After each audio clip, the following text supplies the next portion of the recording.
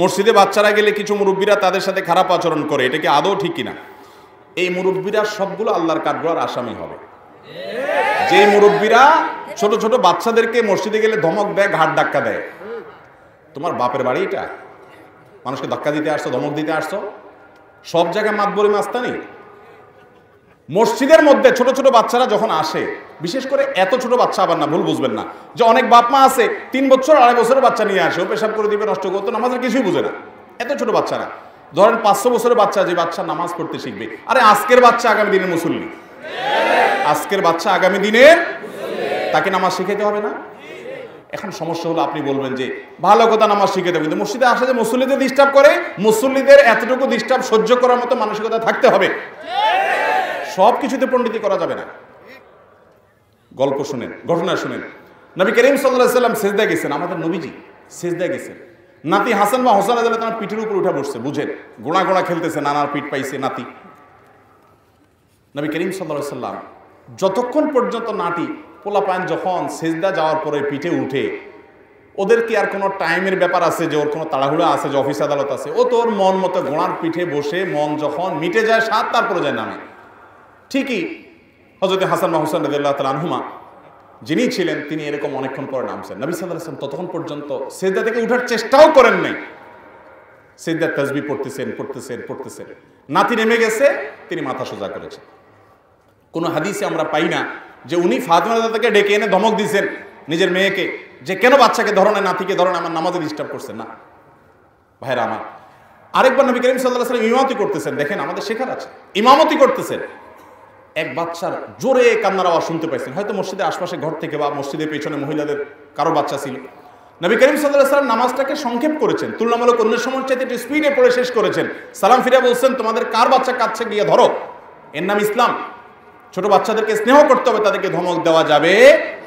বাংলাদেশের সবচেয়ে বড় সিনিয়র আলেমদের একজন, আমি নাম বললে আপনারা সবাই চিনে যাবে, নাম বলবো না, তার ছেলে মদিনা ইসলাম ইউনিভার্সিটিতে পড়ে।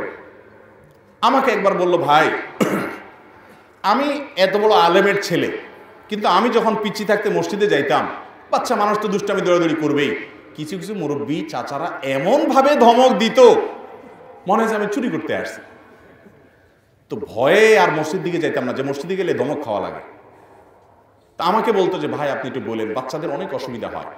আমি প্রায় বলি, বাবারা যদি কোনো মুসল্লির সাথে বাচ্চা এসে বেশি ডিস্টার্ব করে, আছে না অনেকগুলো বেশি ডিস্টার্ব করে, তাদের বাবাকে আলাদা ডেকে নিয়ে বুঝাবেন, ভাই আপনার বাচ্চাটাকে আপনি একটু নিয়ন্ত্রণ করেন, ও বেশি ডিস্টার্বি করে, ওকে একটু আনলে ধরে রাখবেন, নিজের সাথে মানুষের নামাজে ডিস্টার্ব না করে, তাকে বুঝাবেন, বাচ্চার সামনে ধমকাবেন না।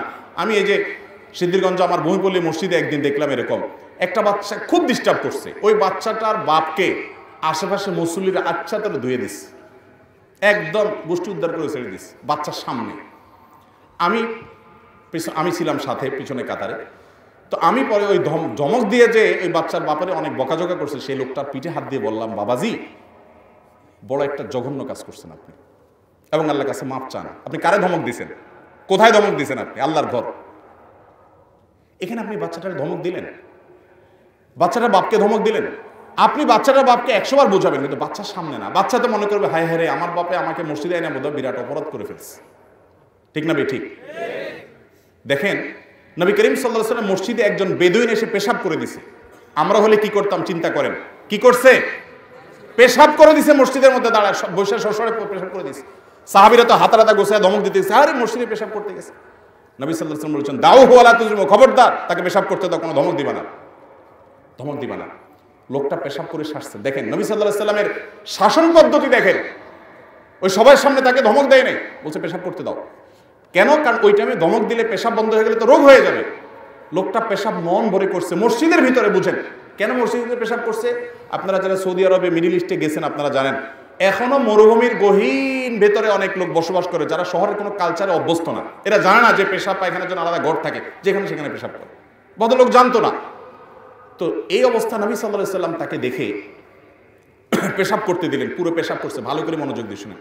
পেশাব করা শেষ হওয়ার পর লোকটাকে নবীজি ডাক দিলেন, ডাক দিয়ে কাছে এনে বলতেছেন, ভাই আমরা এই যে মসজিদ বানাইছি, এই মসজিদটা বানাইছি আল্লাহর ইবাদতের জন্য। পেশাবের জন্য পায়খানার জন্য আলাদা ঘর আছে আমাদের, আমরা আলাদা টয়লেট ওয়াশরুম বানাইছি, সেখানে করি আমরা, এখানে আমরা করি না। তুমি হয়তো এই কালচারে অভ্যস্ত না, জানতা না, তুমি আজকে শিখলা, খেয়াল রাখবা এটা। সুন্দর করে বুঝাই দিলেন। শুধু এখানেই শেষ না, আসল কথা রয়েছে। নবী সাল্লাল্লাহু আলাইহি সাল্লাম ওই লোকটা পেশাব করছে, তাকে না বলবে ভাই যাক ভুল হয়েছে তোমার, এখন পেশাবটা পরিষ্কার করো, এটা না বলার কথা? দেখেন আখলাকে নববী, দেখেন নবী সাল্লাল্লাহু আলাইহি সাল্লাম ওই লোকটাকে এটা না বলে অন্য একজন লোককে বলতেছেন যে তুমি সওয়াব পাবে আল্লাহর কাছে। লোকটা না জানে করছে, এক বালতি পানি নিয়ে সেখানে ঢেলে দাও। অন্য লোককে বলছেন পানিতে ঢেলে দাও, তুমি তার খেদমত করো, সেবা করো, সে গেস্ট হিসাবে আমাদের কাছে আসছে, সেই কালচার জানে না, তাকে দিয়ে পরিষ্কার করার নাই। আখলাক দেখেন নবীজির। মসজিদের মধ্যে এত বড় ভুল করছে নবীজি, তার সাথে কি আচরণ করছে। এই আচরণ দেখে মজার কথা হলো ওই লোকটা দোয়া করছে, কি দোয়া জানেন? আল্লাহুম্মা আরহামনি ওয়া মুহাম্মাদা ওয়া লা তারহাম মা'ানা আহাদা। আল্লাহ আমাকে আর মুহাম্মদের রহম করবেন, আর এগুলো একটারও রহম করবেন না, কারণ আমার ধমক দিচ্ছে। নবী করিম সাল্লাল্লাহু আলাইহি ওয়াসাল্লাম তখন বললেন আরেক ভুল করছে না, আল্লাহর রহমত কি এত সংকীর্ণ নাকি যে অমুক করে করো না তমুক করে করো? তখন নবী সাল্লাল্লাহু আলাইহি ওয়াসাল্লাম বলেছেন না, এটা আরেকটা ভুল করলা তুমি ভাই, আল্লাহর রহমত অনেক বেশি, সবাইকে রহম করলে আল্লাহর রহমতে টান পড়বে। অতএব বাবারা, ভাইয়েরা, মসজিদে বাচ্চারা যদি একটু একটু ডিস্টার্ব করে একটু সহ্য করবেন। তবে হ্যাঁ, সীমা ছাড়িয়ে গেলে, আমি এর মানে কিন্তু এটা বলতেছি না যে মসজিদে বাচ্চারা একেবারে ওটাকে আপনার খেলার মাঠ বানায় ফেলাক, নো, কিছুটা ডিস্টার্ব করলে ওটাকে সহ্য করবেন। বাচ্চাদেরকে ধমক দিবেন না, পারলে সুন্দর করে বুঝিয়ে বলবেন বাবারা এরকম করে না, সাথে রাখবেন, তার বাপকে বুঝিয়ে দিবেন, চেষ্টা করবেন তো ইনশাআল্লাহ। আল্লাহ তাআলা আমাদেরকে তৌফিক দান।